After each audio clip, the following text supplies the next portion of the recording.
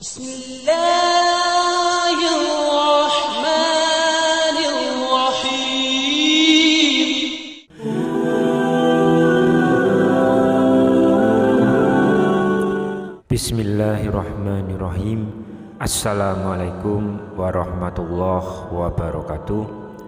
Syukur alhamdulillah kita masih diberikan kesempatan dan dipertemukan kembali di channel ini.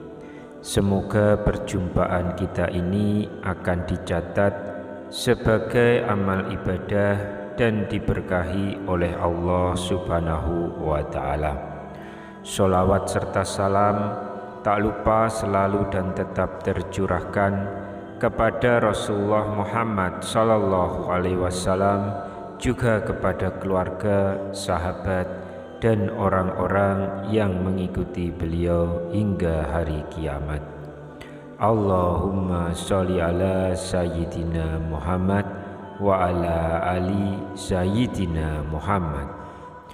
Harapan dan doa saya untuk sahabat-sahabat semua, semoga Allah selalu memberikan kesehatan lahir maupun batin, dilapangkan rezekinya, dimudahkan dalam segala urusan, dipanjangkan umurnya, dan dijaga setiap waktunya selalu dalam kebaikan, baik di dunia baik di akhirat. Amin ya rabbal alamin. Sahabat Oberpedia yang dirahmati Allah, setiap jiwa tentunya akan membutuhkan tidur di malam hari untuk beristirahat. Lantas apa yang seharusnya kita lakukan sebelum kita tidur?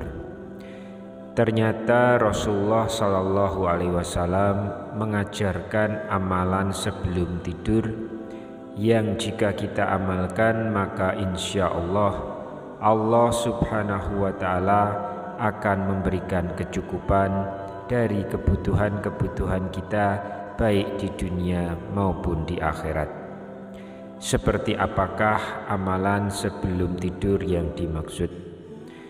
Amalan dari Rasulullah yang dimaksud di sini adalah membaca 2 ayat terakhir dari surat Al-Baqarah, yaitu tepatnya ayat ke-285 dan ayat ke-286. Sebagaimana hadis riwayat Imam Bukhari dan Imam Muslim dari Ibnu Mas'ud Al-Badri, dia berkata bahwa Rasulullah Shallallahu Alaihi Wasallam bersabda, siapa yang membaca 2 ayat terakhir surat Al-Baqarah di suatu malam, maka 2 ayat tersebut telah mencukupinya. Syekh Al-Munawi dalam Faidul Qadir menjelaskan maksud beberapa penjelasan ulama mengenai hadis tersebut. Yang pertama, orang yang membaca 2 ayat terakhir surat Al-Baqarah itu sudah mewakili bacaan Al-Quran lainnya. Artinya, orang yang membaca ayat itu baik saat sholat ataupun saat di luar sholat, itu sama saja ia sudah membaca Al-Quran yang dianjurkan untuk dibaca secara rutin. Yang kedua, orang yang membaca 2 ayat tersebut itu sudah dikuatkan keimanannya pada hari tersebut. Lalu yang ketiga, orang yang membaca 2 ayat tersebut itu maka akan dicukupkan keselamatannya dari segala tindakan buruk manusia, jin, setan, mara bahaya, dan sebagainya.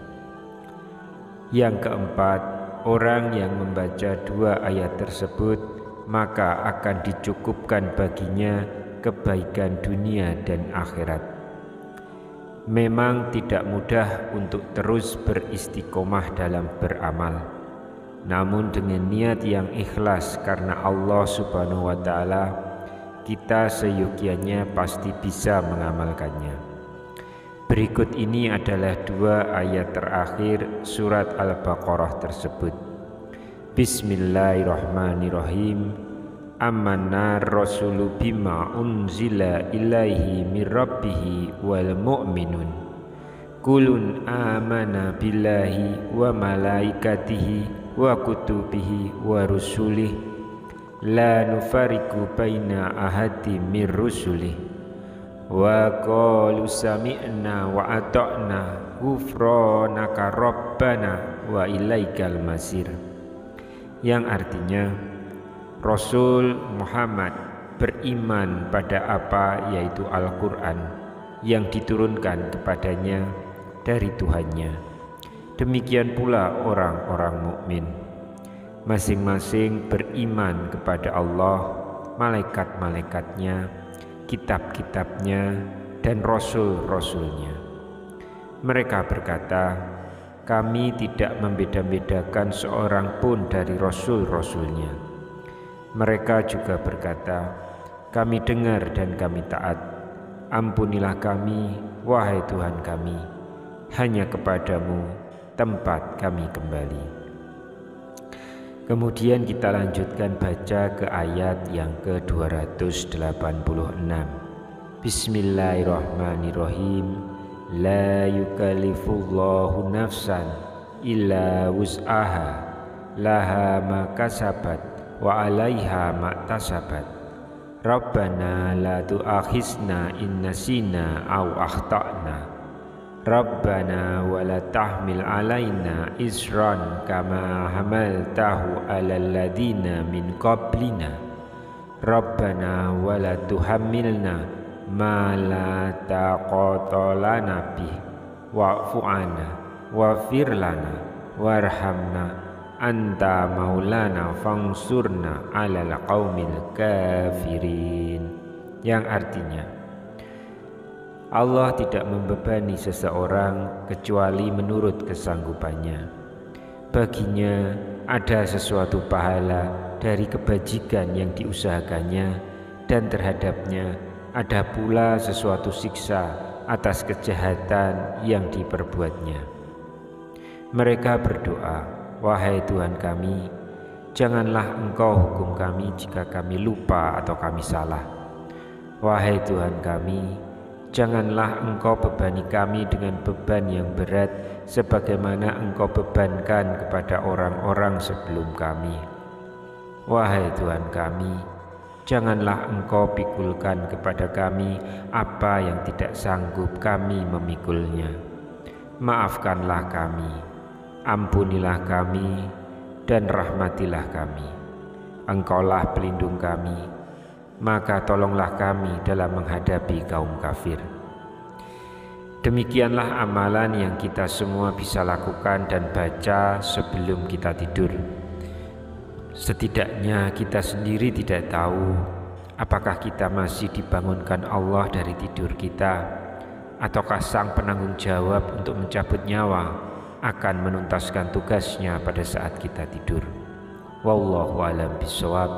Assalamualaikum warahmatullahi wabarakatuh.